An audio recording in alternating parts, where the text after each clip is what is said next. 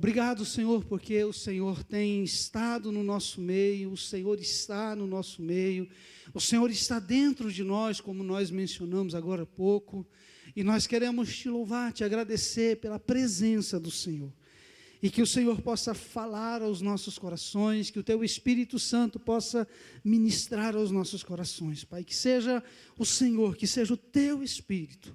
Eu oro e te agradeço em nome de Jesus.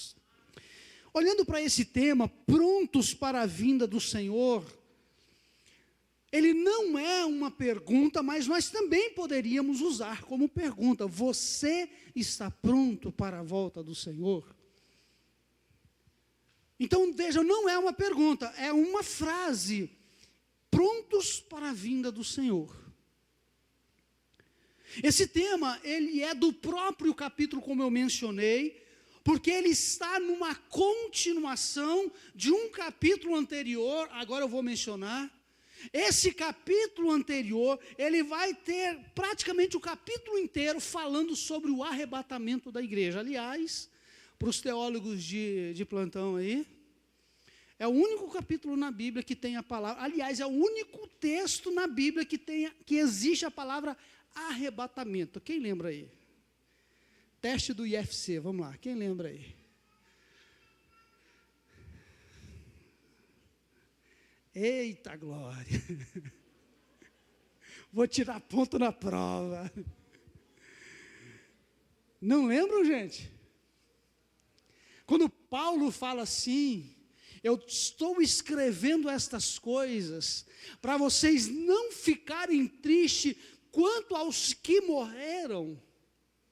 Aí ele vai falar: antes que o Senhor Jesus volte, os mortos ressuscitarão primeiro, e depois nós, os que estivermos vivos, seremos arrebatados. É onde aparece a palavra, a única vez na Bíblia: seremos arrebatados e encontraremos com o Senhor nos ares. Pesquisaram aí já? Acharam? Alguém pode falar aí? Pesquisou não, hein? 1 Tessalonicenses capítulo 4, amém? Nós não vamos ler o capítulo 4, tá, gente? Eu só quero entender, fazer você entender o contexto. Então vejam, no capítulo 4, Paulo está falando sobre o arrebatamento da igreja. E a nossa mensagem hoje não é sobre o arrebatamento. Nós já pregamos outras vezes o capítulo 4, já pregamos outros contextos. Se eu não me engano, um tempo atrás a Ieda pregou sobre o capítulo 4, enfim. Então vejam, o meu foco não é sobre o arrebatamento. O meu foco não é falar sobre o arrebatamento, mas é saber se você está pronto para o arrebatamento. E o que eu devo fazer para estar pronto, para estar preparado? Quando falamos da vinda de Jesus, o primeiro pensamento que vem é se já entreguei a minha vida para Jesus, porque este é o primeiro passo. Esse é o primeiro passo. Evangelho de João, capítulo 3, quando Nicodemos encontra com Jesus, e ele faz uma pergunta: o que eu tenho que fazer para herdar a vida eterna? Aí Jesus vai explicar para ele que ele tem que nascer da água e do Espírito. E quando Jesus fala que ele tem que nascer de novo, ele faz aquela pergunta tão absurda: mas como pode, sendo adulto, voltar ao ventre da minha mãe? E Jesus fala para ele: não é nascer da carne e do sangue, mas é nascer do Espírito. E esse nascer do Espírito, eu vou fazer no final, vou fechar essa mensagem falando a respeito do que é nascer de novo. Então vejam, a primeira pergunta que se faz quando se fala da volta de Jesus é se eu, aqueles que conhecem o contexto bíblico, se eu já entreguei a minha vida para Jesus ou não. Agora pensa comigo, se você já entregou a sua vida para Jesus, você já sabe, você já conhece, você tem essa certeza da salvação, amém? Mas se por um acaso você ainda não entregou a sua vida para Jesus, hoje você vai ter oportunidade, amém? A oportunidade chegou para você. O meu foco estará relacionado também com o permanecer na presença de Jesus, ou na presença de Deus, o permanecer com a minha vida em santidade, o permanecer com a minha vida preparada para a hora do arrebatamento. E tem uma questão muito séria, queridos, muito séria. Eu me lembro que há mais ou menos uns 20 anos atrás, dando aula na escola bíblica dominical para uma classe de adolescentes, tinha uma menina, eu não vou citar o nome dela, porque vai que ela vê a gente no YouTube e vai falar que eu expus ela. Tinha uma menina que a gente estava falando sobre a volta de Jesus e essa menina ficou me intrigando.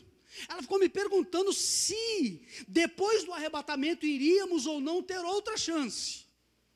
E essa menina ficou perguntando, até eu ter que falar para ela, sim, haverá outra chance. Ela falou, então tá bom. Ou seja, ela achando que ia ser fácil. Aí eu falei, sim, vai ter outra chance, mas a Bíblia diz, ai daquele que ficar. Como assim, ai?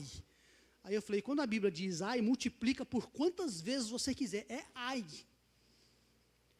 E ela falou, mas como assim? Eu falei, mas tem uma outra notícia pior para você. Ela falou o quê? O arrebatamento pode demorar, você pode até estar no arrebatamento e não ir, e você vai ter uma segunda chance no período da grande tribulação. Mas tem um outro fator, ela qual? E se você morrer hoje à noite? Aí não tem outra chance? Não. Ela falou, então o único jeito é manter a vida preparada mesmo, não é? Sim, aí ela entendeu. Então vejam, o nosso foco hoje é em estar pronto, independente do arrebatamento. O arrebatamento pode acontecer daqui a 50 anos e provavelmente muitos de nós não estaremos lá. Pode acontecer daqui 100 anos e nenhum de nós estaremos lá. Amém?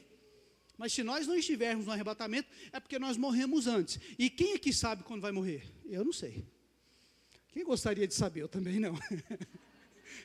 Então vejam, se nós entendemos que Jesus vai voltar, então nós temos que estar preparados. Agora vejam, nós somos atacados de diversas formas, sim.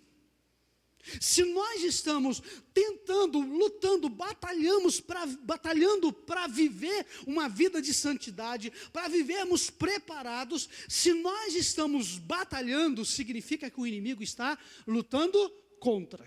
Sim ou não? Então vejam, nós temos um inimigo. E temos que estar prontos para também sairmos dos ataques de Satanás, porque ele vai querer nos tirar da presença de Deus. Eu tenho que estar pronto, eu tenho que estar preparado, eu tenho que me manter preparado. Quando você fala de lutas, nós já falamos desse exemplo aqui um tempo atrás. Se você tem uma luta marcada para daqui 2 meses com um campeão lá, um Anderson Silva da vida, o que você vai fazer? Você vai se preparar.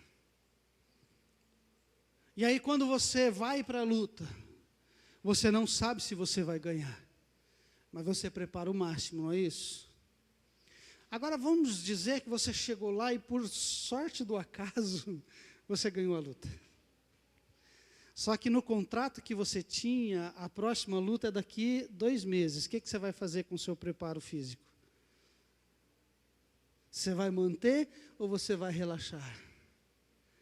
Queridos, a vida de santidade diante de Deus, nós temos que lutar dia após dia para mantermos esse nível de santidade.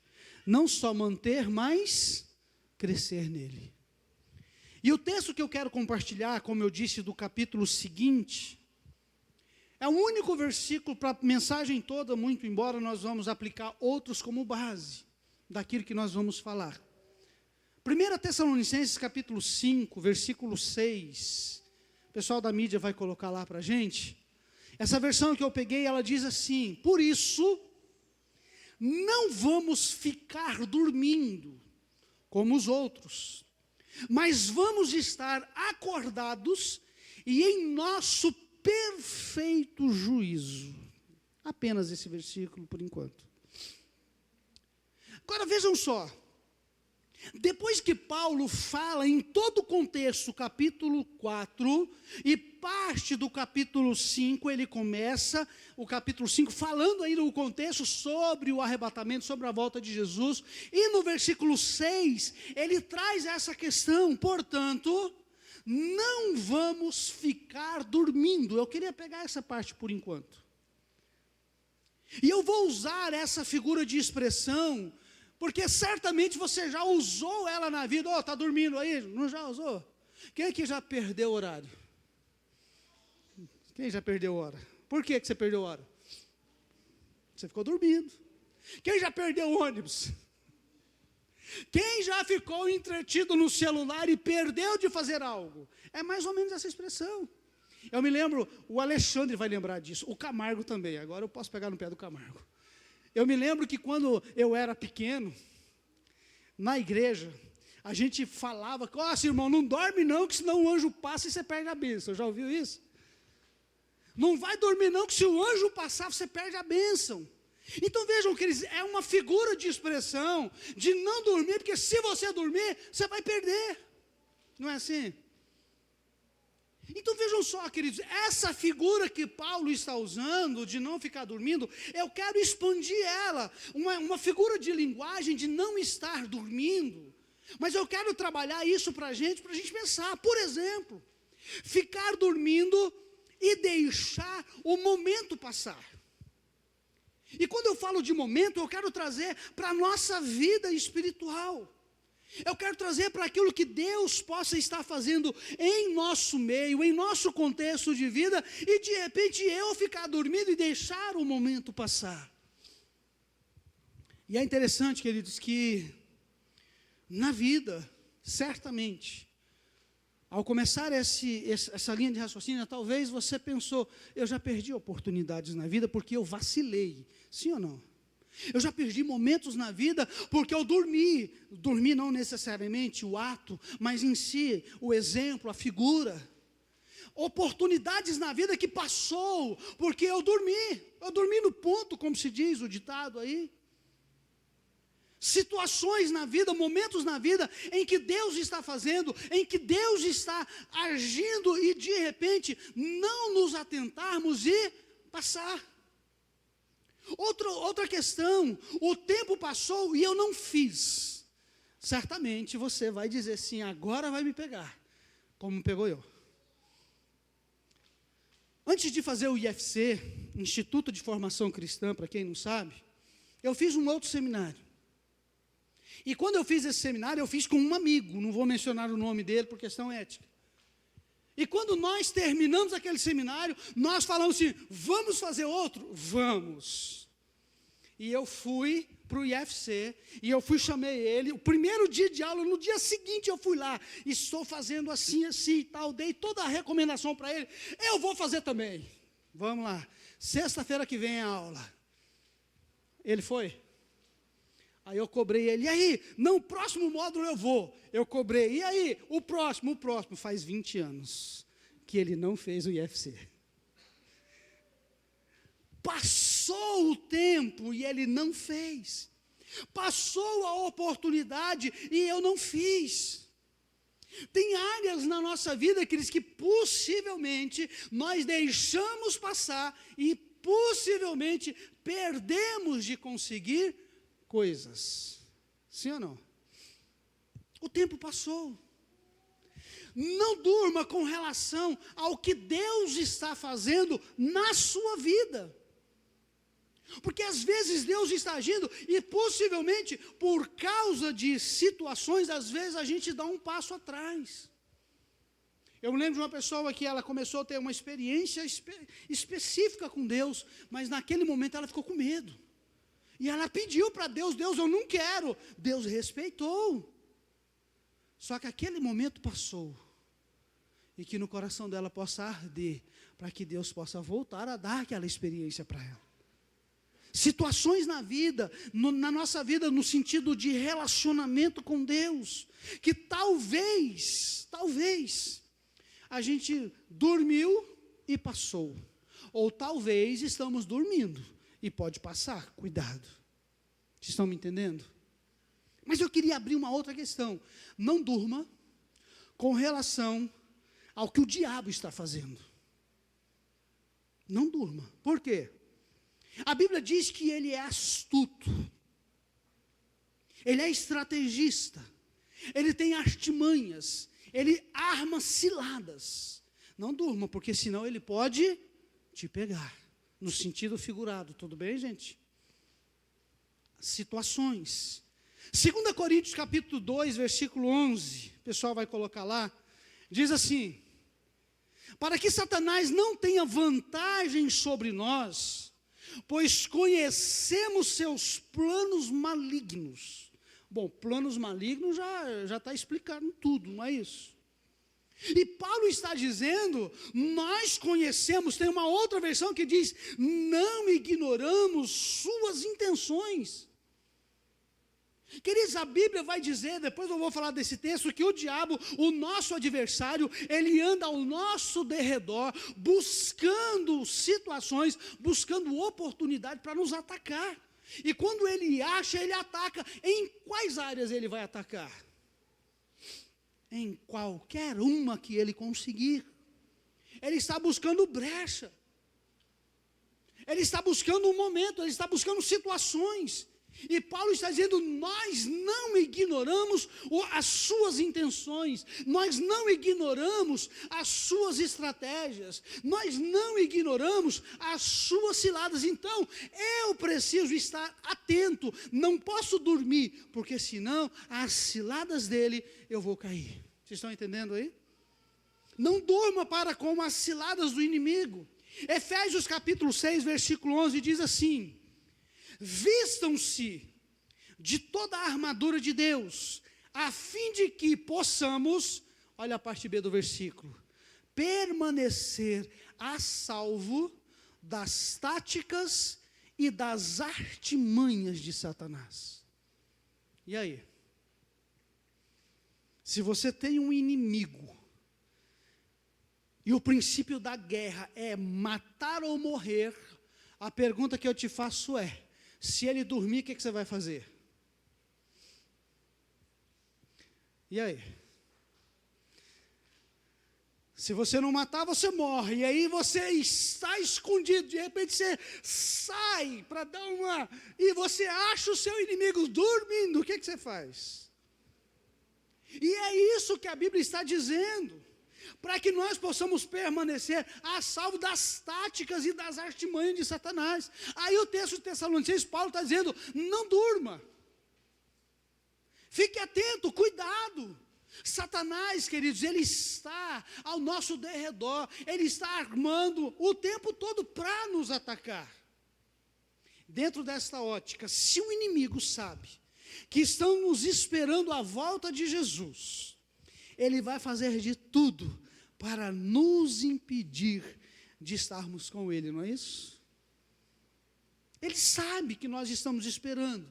Ele sabe que Jesus vai voltar. Então ele vai fazer de tudo para impedir o agir de Deus, para impedir as bênçãos de Deus, para impedir que alcancemos salvação. Muitos não têm percebido os ataques de Satanás, que vêm de todos os lados. Todos os lados. Quando Paulo fala para não ignorarmos os ardis de Satanás, as artimanhas do inimigo, quando ele está falando para nós não ignorarmos, é porque Satanás, ele é astuto, ele vai fazer qualquer coisa. E eu queria dar um exemplo, alguns exemplos na verdade. Hoje, nós temos que tomar cuidado com rede social.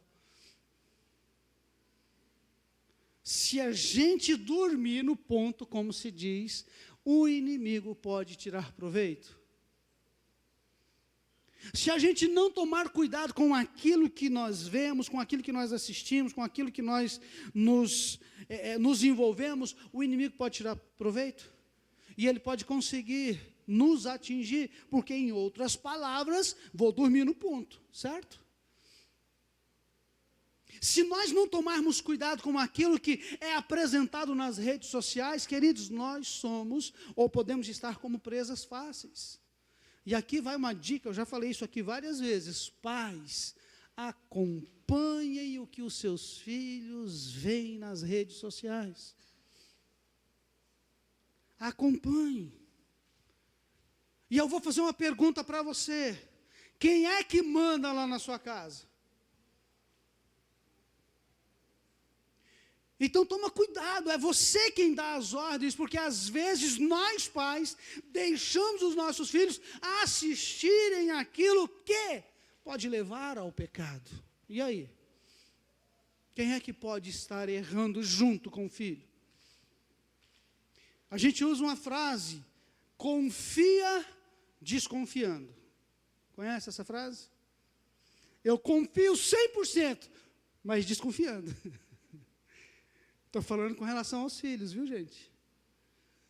Eu preciso tomar cuidado, porque hoje, queridos, as redes sociais oferecem o quê? Tudo. E tudo é o quê?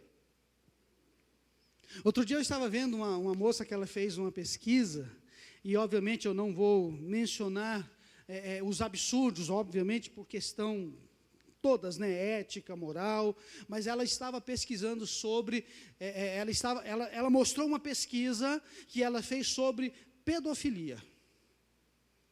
E aí ela estava explicando, olha como eles fazem. Eu vou evitar de usar a palavra por causa do YouTube. Aliás, eu não poderia nem ter usado, pode ser que eles cortem a gente.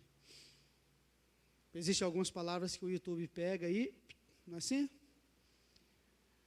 E essa pessoa, na pesquisa, ela estava mostrando o caminho que eles fazem para aliciar quem?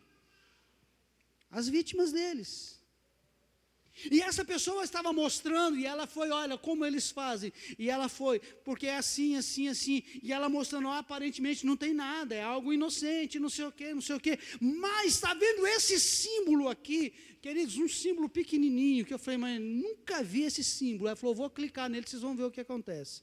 Ela clicou, abriu uma página, e aí ela foi explicando. Eu falei, meu Deus do céu, que medo que dá. E qual é o alvo deles? Você vai ver a página inicial, é coisas de criança, é coisa inocente, é coisas que, não, é desenhinho, é figurinha e etc, etc. Só que por trás disso tem o que ali?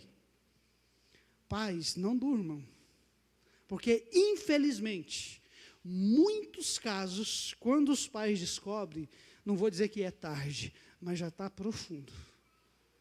Cuidado, não durma. Infelizmente, a própria escola, hoje nós temos que ter cuidado, sim ou não?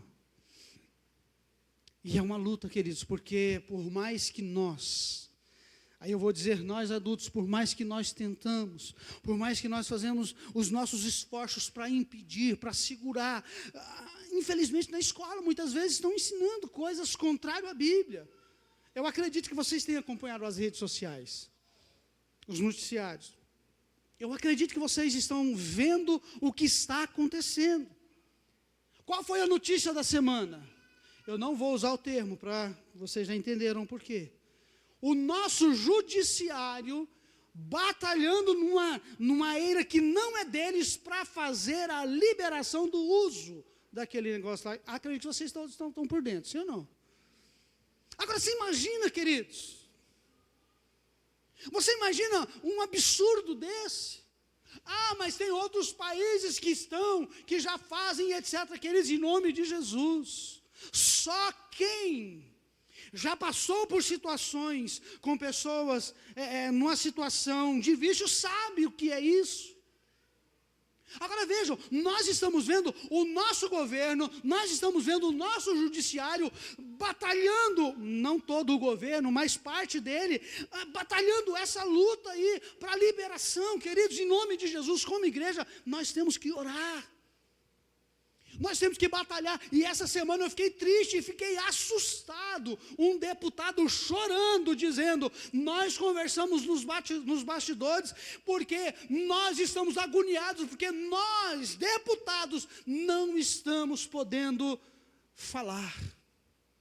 Porque se manifestamos contra o que esse governo quer fazer, nós corremos o risco de ir para a cadeia. Um deputado chorando, dizendo isso.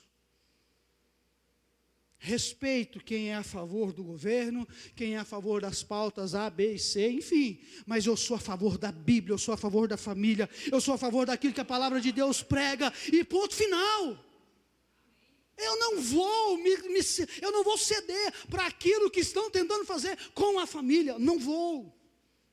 Queridos, eu fiquei assustado. Para um deputado chorar, dizendo, infelizmente, nós que temos foro privilegiado, nós que temos imunidade parlamentar, não estamos podendo falar, nós estamos com medo. Se eles estão com medo, e nós? E eu? Em nome de Jesus, vai para o YouTube.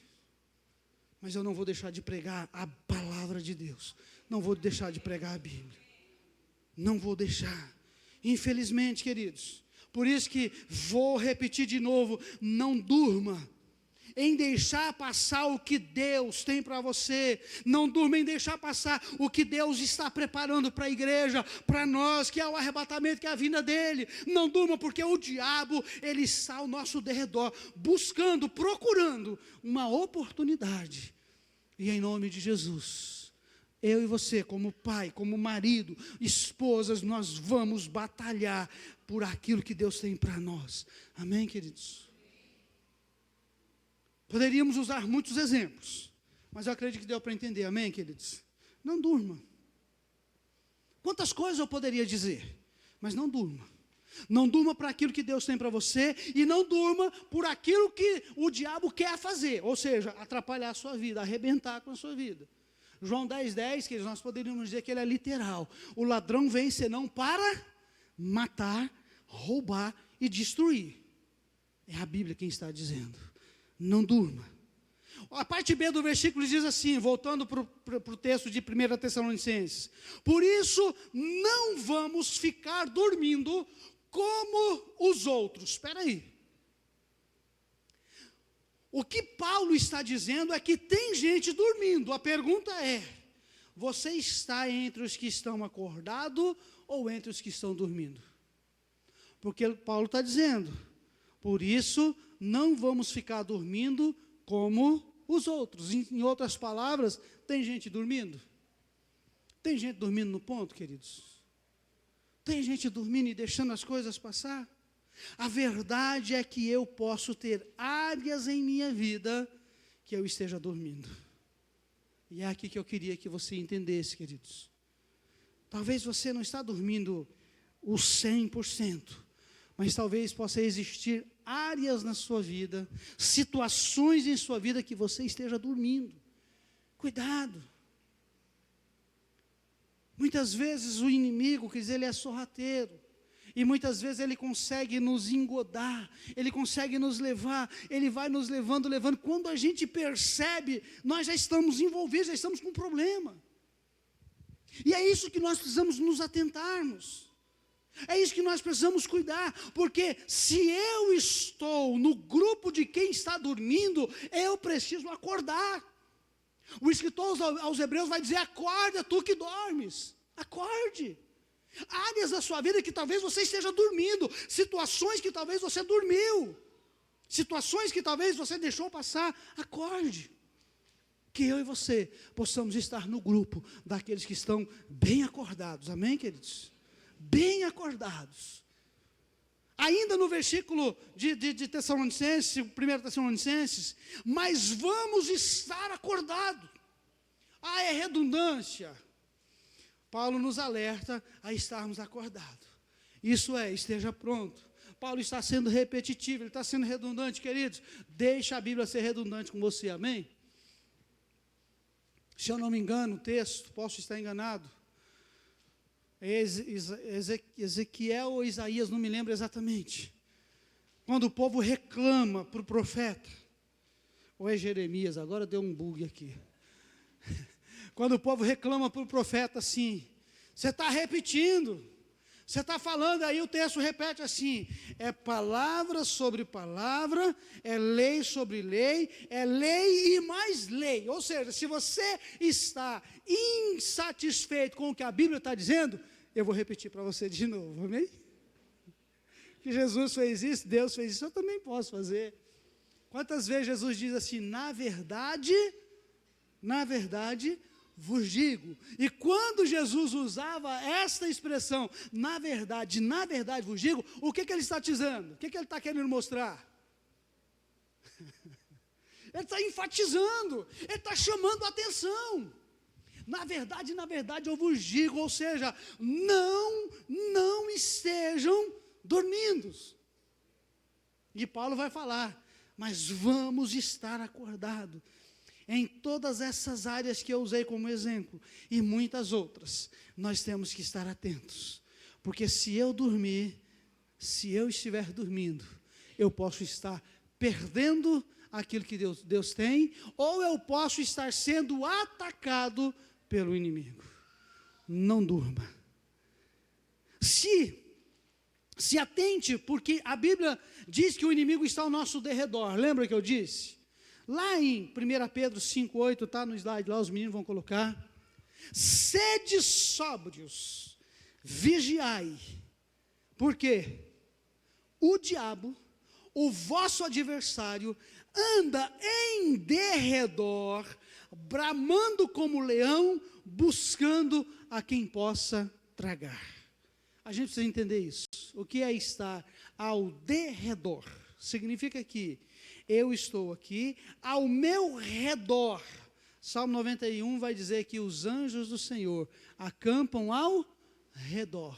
Ele está ao meu redor, os anjos do Senhor. Ao meu derredor é quem está do outro lado. Então, entre eu e o inimigo, o adversário, o diabo, que o texto está dizendo, estão quem? Os anjos. E a Bíblia diz que Deus dá ordem aos seus anjos para nos livrar e nos guardar de todo mal, amém? Então fica tranquilo. Uma vez eu preguei esse texto, uma pessoa ficou brava, porque ela ficou com medo. Mas ficar com medo não, tem promessas de Deus sobre a sua vida, Deus está cuidando de você. Então vejam só, sede sóbrio, porque você tem um adversário. Aqui é sinal de alerta. Observe tudo, em todos os aspectos ao seu redor. Sede sóbrio. O que é estar sóbrio, queridos? É estar vivo, é estar aceso, é estar atento. Estar sóbrio é você saber o que está acontecendo ao seu redor, é você entender o que está acontecendo, porque temos um adversário. E esse adversário, ele quer que nós durmamos, para que ele possa nos atingir. Não durma. Dá um chacoalhão na pessoa que está do seu lado e fala assim: dorme não, viu? A propósito do tema da mensagem, dorme não. Amém?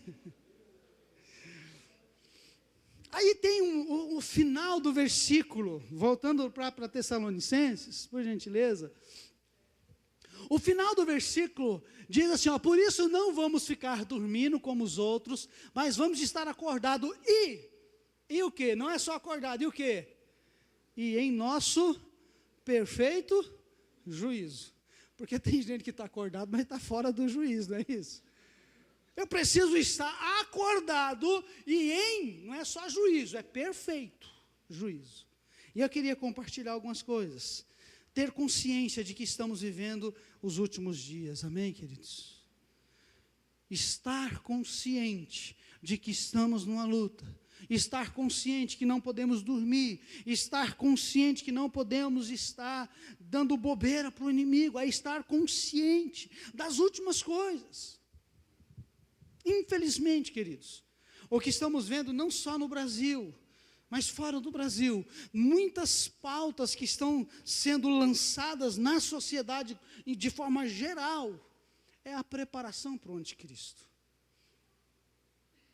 Talvez você possa falar, então não vai adiantar orar, queridos, vai adiantar orar sim, por causa da sua família. Vai adiantar sim por causa dos seus filhos. Mas tem muitas coisas que são preparação para o anticristo. E está tudo bem, no sentido de que vai acontecer. Mas eu preciso estar resguardado por causa da minha família, por causa da minha vida. Então nós vamos orar, nós vamos pregar, nós vamos falar, nós vamos manter o nosso posicionamento em nome de Jesus. Vai acontecer no mundo, mas na minha família não. Amém? Então vejam, eu preciso ter consciência de que estamos vivendo os últimos dias. Perfeito juízo é também fazer o que é certo. Perfeito juízo é não aceitar quebras de princípios que muitas vezes o mundo nos oferece. Um tempo atrás, acho que uns 2 anos atrás, o meu carro, não vou falar do Monza, viu, Denis? Agora tem outro no lugar. Hoje a gente estava rindo sobre questão de carro. O Siena, o carro que eu tinha. Quando ele estava com 250 mil quilômetros rodados, teve uma pessoa que me propôs, se você quiser, eu baixo a quilometragem dele para 100 mil, para você vender ele mais fácil. Alguém já viu falar disso aí, desse esquema aí? E eu falei assim para aquela pessoa, falei, olha, muito obrigado. Não, mas é porque se você quiser ter um esquema assim, eu não te cobro nada. Eu falei, muito obrigado. A pessoa insistiu pela 3ª vez, eu falei, cara, você esqueceu com quem que você está falando? Pastor, desculpa. Queridos, o mundo muitas vezes nos oferece quebras de princípios, coisas erradas, como coisa normal, é natural, mas não é. Estar consciente de que eu não posso abrir mão dos princípios da palavra de Deus. Não ceder às investidas de Satanás em todos os aspectos em nossas vidas, queridos. Não cede, não. Em nome de Jesus, não permita. Nosso perfeito juízo também nos arremete a reconhecermos quando erramos. Estar em perfeito juízo é quando erramos com alguém, é quando erramos contra Deus, é saber, é ter a humildade de pedir perdão também. De chegar e falar assim, olha, eu errei, me perdoe. Queridos, muitas vezes a gente erra. Não dá para bater no peito e falar assim, eu não vou errar. A gente erra, não é verdade? A gente comete erros. E quando eu falo a gente, eu estou me colocando. Amém, queridos? Não estou colocando a ponta no dedo para vocês, não. Eu também estou sujeito a cometer erros. Mas em nome de Jesus, se eu errar com você, me diga, Sival, não gostei daquilo. Porque eu vou te pedir perdão. E vou cuidar para não acontecer nunca mais. Posso até errar em outras coisas, mas naquilo eu vou lutar para não errar de novo. Amém, queridos? Estar em perfeito juízo é ter a humildade de pedir perdão, é ter a humildade de dar o perdão, é ter a humildade de dar um passo atrás, de retroceder muitas vezes e mudar. Estar em perfeito juízo é fazer o que é certo. Perfeito juízo é não deixar nada ilícito atingir as nossas vidas. Não cair nas artimanhas do inimigo, não dormir para aquilo que ele tem lançado, para aquilo que ele tem oferecido. Queridos, o inimigo, ele vai armar para nós. Nós vimos lá em Efésios. Ele vai armar ciladas para nós. Perfeito juízo é saber que Deus está vendo todas as coisas. Amém? E todas é o que, queridos? Todas. Um tempo atrás, rodou na internet aí um meme, né? Deus está vendo? Lembra desse meme aí? Deus está vendo? Está, mas tudo, até os seus pensamentos. Vixe, deu ruim. Deus está vendo, queridos. Então vejam só, perfeito juízo é saber que Deus sabe de todas as coisas. Mas eu queria ir para o encerramento. Perfeito juízo é estar preparado para a volta do Senhor a qualquer momento. Perfeito juízo é não dormir. É olhar e falar assim, o arrebatamento pode acontecer a qualquer momento. Mas se ele não acontecer e eu morrer, eu estou preparado. O Senhor pode voltar, que eu vou estar com Ele. Amém, queridos? Perfeito juízo é reconhecer que precisamos de Jesus como nosso Senhor e como nosso Salvador. Um tempo atrás, uma pessoa, a gente conversando, e essa pessoa também é cristã, e ela fez uma pergunta assim, pastor, posso te fazer uma pergunta? Ela ficou toda constrangida em fazer a pergunta. E ela falou assim, qual é o certo quando alguém aceita Jesus? O certo é a pessoa orar para que Jesus seja salvador da vida dela, ou que Jesus seja salvador de toda a vida dela? Aí eu falei, repete a pergunta. Aí ele repetiu, o certo é orar para Jesus como salvador da vida dela ou de toda a vida dela. Aí eu olhei e vi que ele estava fazendo a pergunta de verdade. Aí eu falei assim, você quer uma resposta bíblica? Ele falou, claro. Eu falei, nenhuma das duas. Ele olhou assustado, mas como não? Eu disse, o certo é receber Jesus como Senhor e Salvador. Por que Senhor? Porque se eu aceito a Jesus como meu Salvador, Ele vai ser só Salvador. Mas se eu aceito Ele como Senhor da minha vida, Senhor no original, traz a ideia de dono. Ele vai ser o meu dono. Ele vai me possuir, no sentido de ter-me como filho. Aí aquela pessoa olhou e falou, nossa, pastor, eu nunca tinha me atentado para o texto. Romanos capítulo 9, versículo 10. Com o coração eu creio e com a boca eu confesso Jesus como Senhor e como Salvador. E eu queria abrir, como eu disse que no final eu iria fazer. Lembra que eu disse sobre o nascer de novo? 2 Coríntios capítulo 5, versículo 17 diz assim, porque aquele que está em Cristo, nova criatura é. As coisas velhas passaram, eis que tudo se fez novo. Então vamos entender isso. Aquele que está em Cristo, o que eu preciso fazer para estar em Cristo? João 12 diz assim, todos quanto o receberam, Deus deu-lhes o direito de serem feitos filhos. Então vejam, se eu recebo a Jesus, a Bíblia está dizendo que Deus me torna filho. Se eu sou filho, então eu estou em Cristo. Se eu recebo Jesus como meu Senhor, significa que eu estou deixando Ele ser o meu dono. Então, se eu estou deixando, então eu estou em Cristo. Agora, voltando para Romanos, a Bíblia diz que com o coração eu creio e com a boca eu confesso. E quando a gente olha, por que eu preciso confessar Jesus como meu Senhor e Salvador? Porque eu era pecador. A Bíblia diz que os nossos pecados fazem separação entre nós e Deus. Quando Paulo vai dizer em Romanos capítulo 5, que nós estávamos separados, quando ele fala assim, sendo pois justificados pela fé, temos paz com Deus. O que é ser justificado? Eu falo disso direto.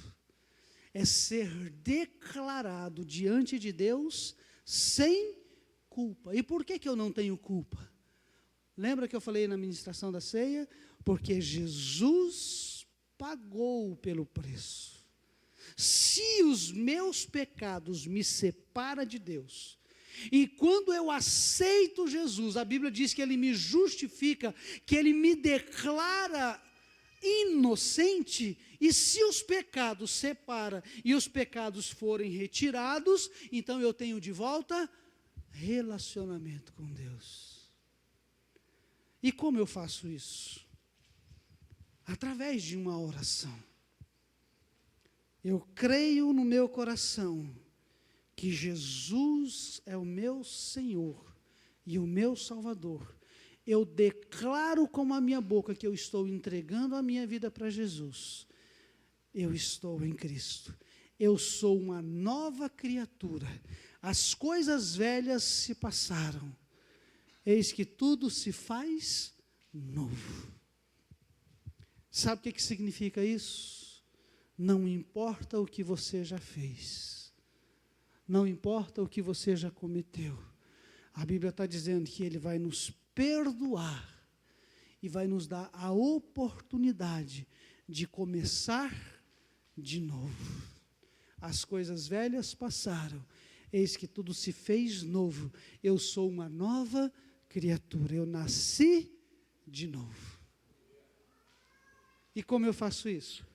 Expressando, dizendo, falando que eu recebo Jesus como meu Senhor e Salvador. Eu queria que você fechasse os seus olhos.